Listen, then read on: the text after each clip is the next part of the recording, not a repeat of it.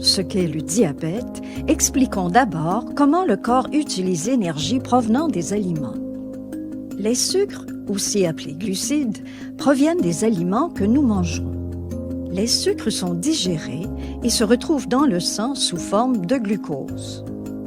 La présence de glucose dans le sang amène le pancréas à produire de l'insuline. L'insuline agit comme une clé qui permet au glucose d'entrer dans les cellules. Le glucose est alors utilisé comme énergie par les cellules. Par exemple, les cellules des muscles. L'insuline permet aussi de mettre en réserve du glucose dans le foie. Ce glucose dans le foie est libéré et utilisé par le corps comme énergie entre les repas et durant la nuit. Chez les personnes diabétiques de type 1, le pancréas ne produit plus d'insuline.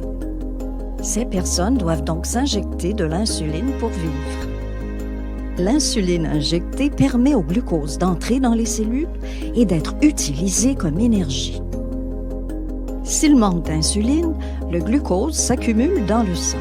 Cela cause une augmentation anormale du glucose dans le sang, nommée hyperglycémie. Les symptômes de l'hyperglycémie sont, entre autres, la soif, les urines abondantes ou la fatigue.